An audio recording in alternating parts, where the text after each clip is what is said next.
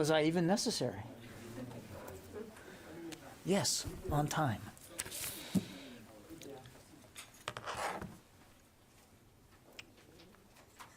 See ya.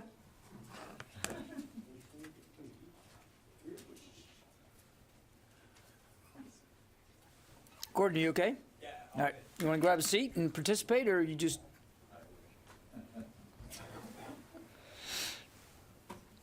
Okay. Good afternoon. Just a couple of things at the top. I think you saw the Secretary join the First Lady today at a Joining Forces event over at the White House, and he was honored to do that. Joining Forces, as you know, does a lot of wonderful things to try to help stitch together communities with the military and veteran community, particularly families, to improve their lives and to look after their needs. And today he was proud to be up there with the VA Secretary Dennis McDonough to honor children, particularly who are in families that are basically caregivers for their loved ones, for the veterans and the former troops in the household. So just a terrific experience. On that note, as you know, tomorrow is Veterans Day. The Secretary will be participating at Arlington National Cemetery in a wreath-laying event there. And there'll also be a joint service honor procession marching through the cemetery that, again, will evoke the memory of the unknown soldier funeral procession. And just as a reminder, today is the second day now where the public will be able to actually walk right up to the Tomb of the Unknown and lay flowers as well. And we encourage people who are in the Washington, D.C. area to do that. And then, of course, happy birthday to the United States Marine Corps. November 10th is their birthday, and we wish them well, thank them for all that they do to continue to defend this nation, as well as Marine Corps families who are very much serving as much as their Marines are. And with that, we'll take questions. I think I got Lita on the line, yeah? Yeah, thanks, John. Can I just a quick follow-up from the other day. The Afghan pilots who left Tajikistan, can you give us an update on sort of their progress and whether, my understanding is they're coming to the United States. Do you know how or when that's going to happen, and anything on kind of where, if they've left UAE at this point? In Abu Dhabi, I mean, they arrived very early this morning. My understanding is they are still there. The Operation Allies Welcome Task Force and the embassy is registering today to begin the processing for their eventual admission to the United States as parolees. This remains a state-led effort, of course, so I'd refer you to the State Department for more detail. Yeah, Joe? I would like to follow up on many questions you have received over the last 2 days about the attempt of assassinating the Iraqi Prime Minister. I was wondering if you have any updates on that topic. No. Nothing? No. Could you tell us why the Pentagon is reluctant in accusing Iranian-backed militias of launching those UAVs? When we heard General McKenzie saying that he accused them directly that Iranian-backed militias were behind the assassination, the attempt of assassination. There's no reluctance here, Joe. We want to be judicious and careful about what we're saying here from the podium. I've said, I don't know how many times over the last couple of days, that these attacks are certainly in keeping with the kinds of tactics and tools and procedures that we have seen militias backed by Iran use in Iraq. But I am not in a position now to speak to specific attribution, and I'm not going to go beyond that. It is under investigation by our Iraqi partners, and I think we need to respect that process and allow the Iraqis to speak to this when and how they're able to. But don't you think those attacks against the residence of Prime Minister Kazemi are similar to the attacks against At-Tanf in Syria? What's the difference? When we heard the statement from CENTCOM in regards to At-Tanf attacks accusing the Iranian-backed militia. Why not now? Joe, I'll go back to what I just said before. I think we're talking past one another. As I said before, we have seen these kinds of tactics, these kinds of tools, UAVs, used by Iran-backed militias in Iraq to target our people, to target our facilities, and of course to target our Iraqi partners. I'm not walking away from the similarities here. I'm just saying that I'm not prepared to get into specific attribution at this time, nor would it be prudent for me to do that while the Iraqis are investigating this. Yeah. So I guess the bottom line here is the department is not speaking or sending the same message here. We have the highest general in the region saying one thing. You're not saying totally something different, but not the same way. He was more, I wouldn't put it like forthcoming, but he was not prudent as much as you are. Why is this different? It's the same department, it's the same military. I don't think there's a lot of difference here, Fadi, and I think honestly you guys are making much more out of this than you need to. We have all seen the militias operating in Iraq that are supported by Iran use these kinds of tools and tactics. We're deeply concerned about that. And what's more important is not whether I'm going as far as a general's going in terms of what we're saying about it. It's what we're doing about it and how we're working with our Iraqi partners to do what we have to do to protect our people and our facilities. And drawing a bright line around the threat that we're still under inside Iraq because of these militias backed by Iran. And that's what really matters here, not whether there's a nuance change between what General McKenzie said the other day and what I'm saying here. We're all of us, including General McKenzie, are fully focused on the threat that our people and our Iraqi partners are under inside Iraq by these militias, which we know are backed by Iran. That's where the focus is. Does the discussion extend to what the U.S. can or the department can provide in order for Mr. al-Qasimi or any other Iraqi official inside the green zone can have the systems that can deal with this type of threat, which is, we're talking about drones. Have the Iraqis asked for assistance in that? I'm not aware of any specific security assistance request by the Iraqis along those lines, along force protection lines. No. Any other assistance request? I'm not aware of any. No. Let's see. Paul Schenkman. Hi, John. Thanks for doing this.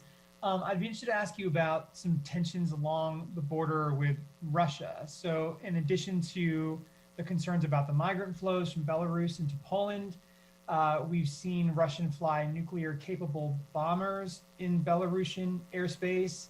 And then separately, we've seen what Russia describes as a significant increase of NATO flights over the Black Sea, some of which it's deployed its fighters to intercept. And then there's the ongoing ground buildup along the Russian border with Ukraine. So I wonder, do you see any of these things as linked? Does the Pentagon have any concern about them collectively? And then specifically, can you comment on the significant increase of NATO flights over the Black Sea? Does that match your understanding of NATO's recent missions? Thank you. For the alliance, Paul, I'd refer you to Brussels to speak to specifics with respect to any NATO-led operations. I can tell you that as a NATO ally ourselves, and certainly unilaterally, and you've seen us do this, I mean, we will continue to fly, sail, and operate in international airspace and international waters as appropriate. And we'll continue to do that. There's a couple of U.S. Navy ships in the Black Sea as we speak, and we believe that's an important principle to stand up for. As for your other question about linkages, I mean, we're not seeing specific linkages between all these different operations that you just outlined. What we continue to see is unusual military activity inside Russia, but near Ukraine's borders. And we remain concerned about that. And it's not exactly clear what the Russian intentions are. We obviously would like to better understand that. And we don't want to see any action further destabilize what is already a very tense part of the world. And we urge Russia to be clear about their intentions and to abide by their Minsk agreements. And as you heard Secretary Austin say many times when we were in Europe just a couple of weeks ago, our support for the territorial integrity and sovereignty of Ukraine is unwavering. Barb? When you say from this podium publicly that you see unusual Russian military activity in an area, what is it that you are seeing? We've talked about this many times, Barb, and I've used the word unusual quite a bit in the last few days. It's without getting into specific assessments here, I would just tell you that it's unusual in its size and scope. And I'll leave it at that. Travis? When you say that, do you include the kinds of units that are there? Is that what concerns you, the kinds of weapons? And it's gone on for so many days and weeks now, and you have had the U.S. government's had interactions directly with the Russians. Why can't you come to an assessment of what they're up to? We are monitoring this very closely, Barb, and we are certainly doing what we can to better come to grips with it and to understand it. I'm not going to get into intelligence assessments here. I think you can understand that, and I'm not going to speak about specific units and capabilities. I'll go back to what I said before. It's unusual because of the size and the scope, and it's got our attention. No question about that. What I find, let me put it a different way. I would like to see the folks in Moscow get asked these kinds of questions and answer them honestly and transparently. That's not happening, though, is it? So we'll do the best we can to be as transparent about what we're seeing inside the appropriate lines of classification. But we're watching this, and we're watching it closely, and we urge Russia, back to what I said before, to be transparent with the international community about what this means, what they're doing, and to respect the international community's will that about Ukrainian sovereignty and territorial integrity.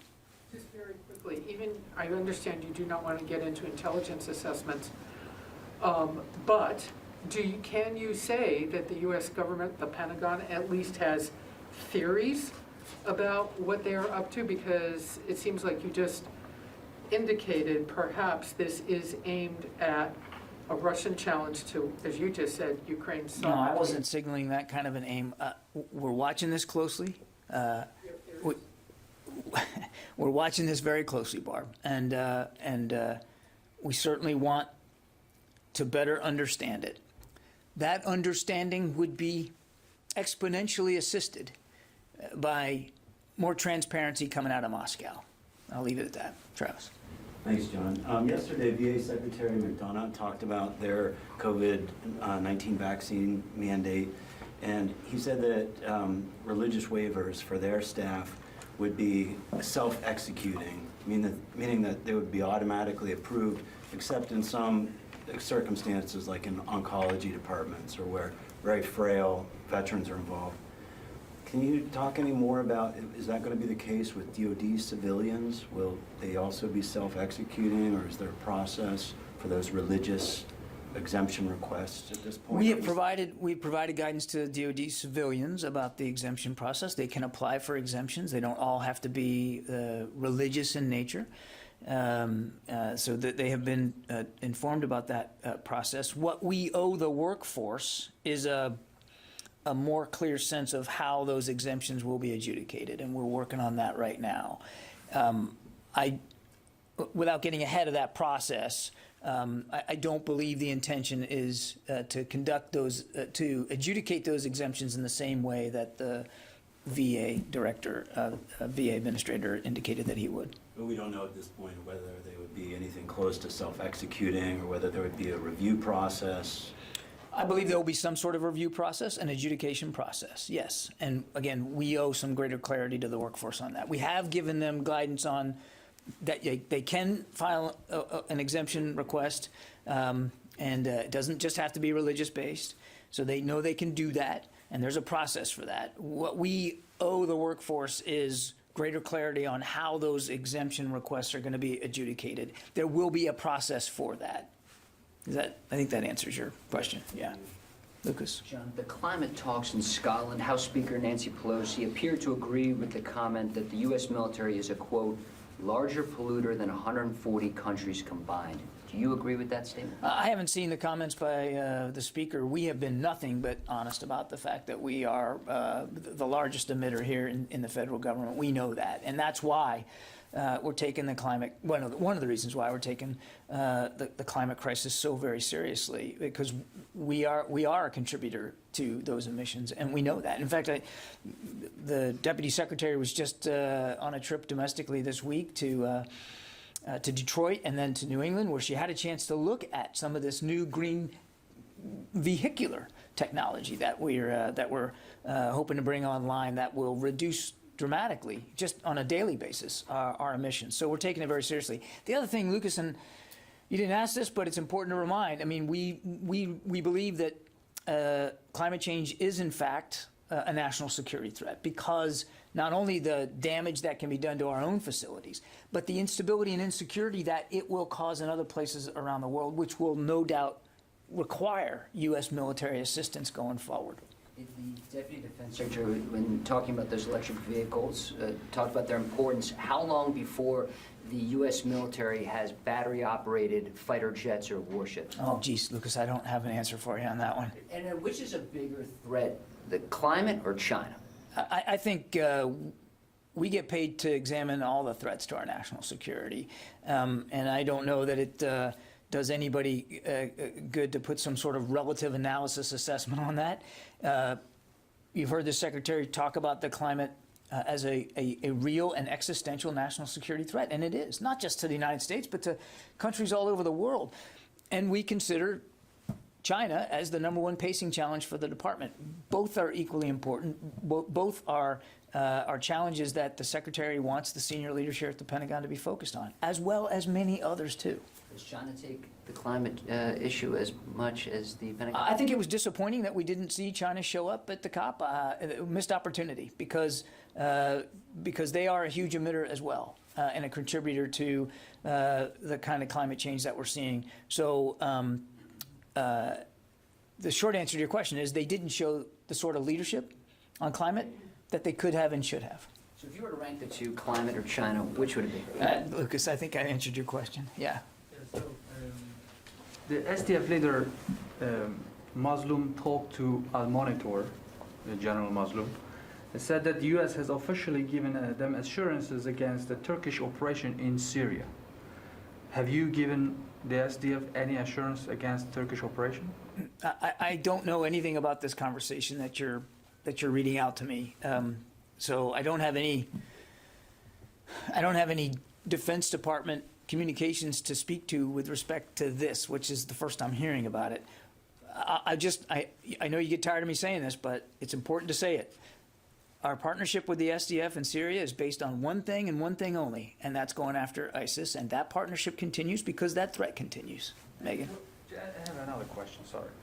During the same conversation, he says that the ideology of PKK leader Abdullah Öcalan inspires him and his group in governing this whole area. How could a U.S. top-ranking military leaders of United States shake hand with such a person saying that he's inspired by the ideology of a terrorist group? Isn't it a problem for the Pentagon at all? Look, again, you're asking me to comment on a conversation and comments that I haven't seen, and I'm not going to validate here from the podium for the first time. I'm not going to do that. Our focus with working with the SDF is about the ISIS threat that remains in Syria. We're going to continue at that work. That's important work, and I'm just not going to speculate about this conversation, Megan. So the DODIG today is supposed to release a report that shows a massive number of sexual assault cases did not have trained, specialized special victims prosecutors assigned to them, as they are supposed to per the regulations. Has the Secretary seen that report? And if he has, is there an opportunity for department level oversight on something like this, or will it be up to the services to fix their own issues? I'd point you to the DODIG, Meg, and they can speak to their reports and how and when they're going to release them. The Secretary has not, he has seen press reporting around this report. He has not seen the report itself. So I just don't want to get ahead of that. The only thing I'd say, it won't satisfy you completely, of course, is that obviously the Secretary takes very seriously the scourge of sexual assault and sexual harassment inside the force. On his first full day in office, as you remember, he tasked the services to come up with an assessment of how they're doing and ideas for how they can improve it. And shortly thereafter, we launched the IRC, and we have a range of reforms that we are working through on this implementation roadmap. So we take the issue extremely seriously, and the Secretary has made clear that we've got to stop kicking the can down the road on this. It's time for innovative solutions. So should there be a report by the IG on that issue, as you've indicated, I can assure you the Secretary will read it and take its findings very, very seriously as well, because it's a high priority for him. And would he potentially consider what he could do from his own office outside of further IG evaluation to? He is always open to new and innovative ideas to get at this problem set. And if there is something that he believes is important outside what the IRC has come up with, he absolutely will consider that. Yeah, Jenny. Thank you, John. On the transfer of wartime operational control to South Korea, it was reported that there was a difference of view between U.S. and South Korea on the transfer of the Afghan. What difference of view does U.S. have? Difference of a view? So the question assumes there's a difference of view here. Look, I would just say this about OPCON, and that we remain in conversation with our ROK allies about OPCON. The decision on the timing for any final operational capability, that's going to be an assessment made inside the alliance. Neither Secretary Austin nor his counterpart in Seoul have made any decisions on the timing for that kind of an assessment. The other thing that's important to remember is that the OPCON transition is going to be conditions-based in accordance with bilaterally agreed upon conditions inside the OPCON transition plan. And as an alliance, we're making strides in that direction, and we still have some work to do. Do you think, excuse me, because I have something. Do you think the conditions for the transfer of Afghan to South Korea are in place? As I said, we are working inside the alliance on progress towards those conditions. But still need some more exercise between U.S. and South Korea, so you need more, sufficiently. Well, I'm not going to, you're asking me to assess now progress towards OPCON, and I'm not going to do that. As I said in my very first comment, this is something that the alliance has to decide, and the Secretary and his counterpart have not made any kind of decisions on timing right now. It's a conditions-based process. We're going to continue to consult with our ROK allies as we move forward on that. Okay? You're welcome. John, Afghanistan? Can I get to somebody else just in case, since I already had nobody? All right, go ahead. You can go. Lucas, you've had like 7. Go ahead. John, can you please update us on the number of immediate family members of U.S. service members in Afghanistan? Update you in the number? Yeah. I don't have a whole number on that, no. Okay, so, the withdrawal ended on August 30th, and today is November 10th. How is it possible that the department doesn't know how many immediate family members are still left I didn't US say service in Afghanistan? I didn't say we didn't know. I said I don't have a number for you. We believe it's certainly most likely in the dozens. But one of the reasons we put the memo out last week was to encourage service members to come forward. It's a dynamic thing, Fadi. You make it sound like a snap on a chalk line and boom, you got to know every number. That's not even true for American citizens. As American citizens in Afghanistan continue to come forward, because maybe they've changed their mind. Maybe they didn't want out by August 30th, and maybe now they do. And so the number has changed a little bit. We're working this as hard as we can. We take the obligation seriously to our people and to their families. And that's why we put the advisory out to the services last week, to give them a place, a portal, where they can go to put information on there that we can then share with our State Department colleagues to get them out. We're going to stay at this.